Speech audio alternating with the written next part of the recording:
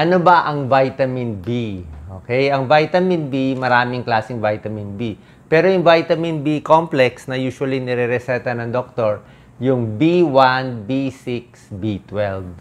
Okay, minsan tawag nila dito parang anti-stress eh. Parang anti-stress siya, parang stress tablet siya.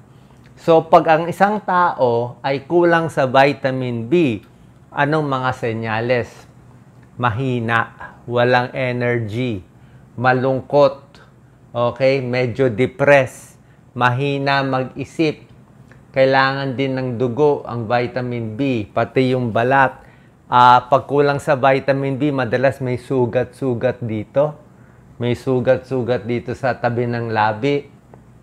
Namamanhid, kamay, paa. Okay? Heartbeat, pwede magloko. So yan, no? Pag kulang ka sa vitamin B, pwedeng ganyan, nagsusugat sa bibig. Okay? Pwedeng mood swings. Kaya yung mga nadidepress, binibigyan din ng vitamin B complex. Ayan, no? Malungkot, yung mga sobrang stress sa trabaho. Anemic, yung, di ba, lagi sinasabi para sa ugat, para sa nerves. O, namamanhid kamay ko, namamanhid paa, may diabetes, nagkakaedad, re-resetahan ng doktor, vitamin B complex. Para sa muscle weakness, pwede rin yan. Pero, syempre, titingnan rin natin ang positive at negative. Kasi pag sobra sa vitamin B complex, pwedeng may side effect din. Titingnan natin. Dito muna tayo sa positive. Ayan, oh. More energy. Okay? Mas masaya, less stress, mas happy, mas hindi malungkot. Mas maganda sa memorya, maganda sa buhok, maganda sa balat, pampalakas ng immune system, kasama vitamins, ang C for immune system, vitamin B12 para sa red blood cell. So yan yung sinabi ko, di ba? Pag kulang, minsan nagdudugo, bleeding gums, depressed. Ito yung mga pagkaing mayaman sa vitamin B. Actually, pag healthy ang diet nyo, hindi nyo naman kailangan uminom ng vitamin B complex. Hindi naman kailangan. Kung kompleto tayo dito sa mga masusustansya, isda, mainly seafoods. Sari-saring isda at itlog, gatas, at green leafy vegetables. So, green leafy vegetables, sari-saring isda, itlog, gatas, yun mismo ang maraming vitamin B. Mura naman green leafy, di ba? Mura din naman ang itlog.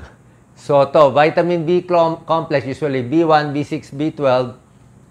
Minsan yung mga tao, lalo na sa mahihirap na lugar, kulang sa diet, di ba? Pag kanin lang tsaka konting ulam, kulang yon.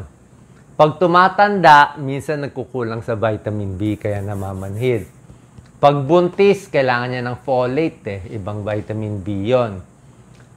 Depende sa kinakain mo. Kung paulit-ulit ka lang fast food, hindi rin maganda, bababa vitamin B mo. Alcoholic, manginginom na lalaki. Yung mga manginginom na lalaki, kailangan uminom ng vitamin B complex. Kasi nga, nagkukulang sila sa vitamin B.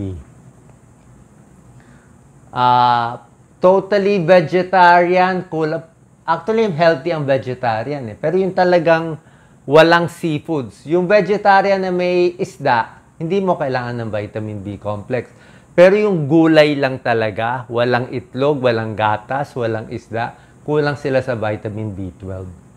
So yung talagang totally vegan sila, binibigyan ng vitamin B12. Nagkukulang din. So ito yung mga pagkain, okay? Kunin muna natin sa pagkain, sari-saring isda, atay, beef liver, mataas yan, isa iron, vitamin B. Manok, may vitamin B, tulad ng sinabi ko, egg, dairy, green leafy vegetables, kahit ano, kangkong, talbos, maganda. Munggo, beans, okay? Meron mga fortified cereal, yung mga nilalagyan ng vitamin. Saging, may vitamin B. Maraming vitamin B ang saging. Di ba sinabi ko saging pampasaya? Munggo, nuts. So ito, mga healthy foods. Pag kompleto kayo dito, gulay, may ganyan, may prutas, hindi kayo magkukulang sa vitamin B complex. Malamang din nyo na kailangan. Inuulit ko, isda, poultry, beans, Ayan, no? Seeds. Dark green leafy, spinach, broccoli, kangkong. Napakaganda, malunggay. O, itong mga citrus fruits, okay din yan. Banana. At soy products, tokwa, tofu, pwede rin siya. Ano ang benepisyo ng vitamin B based on medical studies? Tingnan natin mga pag-aaral, ha. Ito, 1 month binigyan ng vitamin B complex ang 200 na mga lalaki. O, mas maganda mental health nila. Sabi nila, less stress sila. Usually, 1 month lang nga binigay. Gaano mo ba katagal dapat inumin ng vitamin B complex? Wala namang time, pero hindi naman panghabang buhay. Gusto mo 1 month, gusto mo 2 months, 3 months, pwede yun. Pwede mo naman itigil eh. Itong isa naman, kabataan, binigyan ng vitamin B complex. No? Bawas stress, bawas mental fatigue. Ang tanong nyo, pwede bang multivitamin naman? Pwede rin naman ang multivitamin lang. Kaya lang ang multivitamin, konti lang ang vitamin B niya. Diba? Puro katiting. May vitamin A, may vitamin C, may vitamin E. Parang binigyan ka lang pa konti-konti. Hindi siya talaga vitamin B complex. Pero yung mga 1,6,12, mga stress tab, marami, mga neurobion, wala tayong na-endorse. Kahit anong generic na vitamin B complex, mas puno sa 1,6,12. Mas bagay sa stress, sa nervyos, sa may problema. Okay? Anxiety and depression. Kwento ko na lang sa inyo. Nung kabataan ko, 25 years old ako, na-depress ako. Major depression. Binigyan ako antidepressant. Tapos yung doktor ko, dun sa Cavite, sa Lasal, binigyan niya ako vitamin B complex. Hindi ko pa alam para saan yun eh.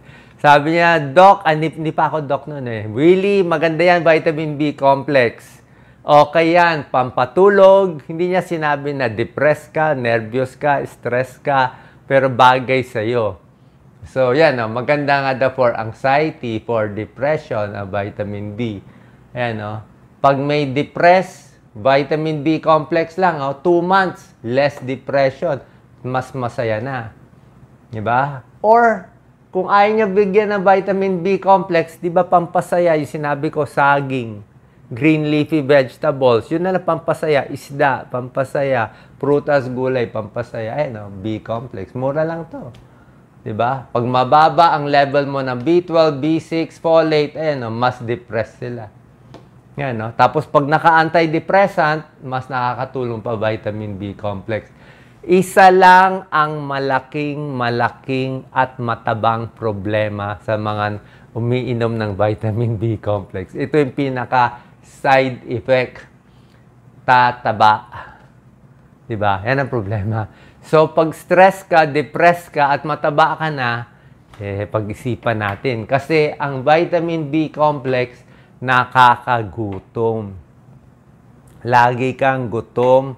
Na-experience ko yan. Yan ang sinabi ng doktor. Magugutom ka, baka tumaba ka 5 pounds. Kaya bagay ito sa alcoholic na payat, o sa may mga sugat-sugat dito na payat, o malungkot at payat. Mas gusto mo yung payat, pampataba. Weight gain eh.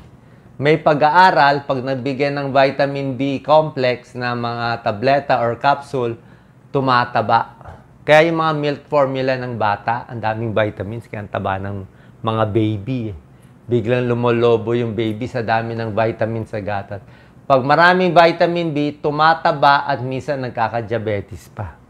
Dahil nga kain ng kain. So ito yung side effect niya. Kaya ka nga lumalakas eh, binibigyan ka nga pagkain eh. So, depressed, ayaw kumain ito, mapapakain ka. Ito ang side effect. Kaya kung mataba ka na, hinay-hinay, siguro, 1 month mo lang inumin, o 3 times a week mo lang inumin, pwede. Okay, other side effect, pag ihi mo, iba kulay. Kulay medyo mag-yellow. Okay, okay lang naman yon, mag-yellow. May overdose ba? Dapat naman hindi mag-overdose. Kaya sinabi ko naman, hindi habang buhay yung vitamin B complex. Pwedeng 1 month, 2 months. At most siguro 3 months, pwede mo inumin. Kasi, wag mo lang i-overdose. Pag in-overdose mo kasi, pwedeng imbis na makatulong sa nerves, makasira pa ng nerve damage. Imbis na makaganda sa balat, lalo pa nakasira ng balat kasi nasobrahan mo eh. Lahat ng bagay pag sobra, vitamins pag sobra masama. Vitamin A sobra masama. Kasi ito kasi puro na siya, pure na siya. Sa pagkain, kahit sobrahan mo, okay lang eh. Hindi ka ma-over sa vitamin sa kakakain. Kasi kain lang mangyari, tataba ka lang, di ba? Pero ito nga, may side effect siya. Kasi nga, ano siya eh, pure siya na vitamin B. So yan ang possible side effect at na-overweight ka. Merong mga vitamin B sa pagkain tulad na sinabi ko, atay, green leafy vegetables, isda, monggo, talbos, lahat yan pwede para sa'yo. Yan, ito yung mga list ng vitamins. Ito nga sinasabi ko sa yung toxicity. Pag nasobrahan ng vitamins, may mga side effect. Oh. Rash, ulcer, liver damage, blood sugar, meron din eh. Kaya tama-tama lang, di ba? So, pwede nyo inumin 1 month, lalo na kung payat, o minsan babawasan nyo ang dose. So, last slide, pampalakas ng energy, pampadami ng dugo, for mental health, bagay ngayon, lalo kung payat, para sa nerves, para sa may edad, mga may edad na mahihina. After meals, before meals, siguro with meals, wala namang kaso, pampalakas ng immune system, maganda rin sa puso. Sana po nakatulong tong video natin. Pero syempre, kung meron kayong question, meron kayong naramdaman, pakita tayo po sa inyong doktor. God bless po.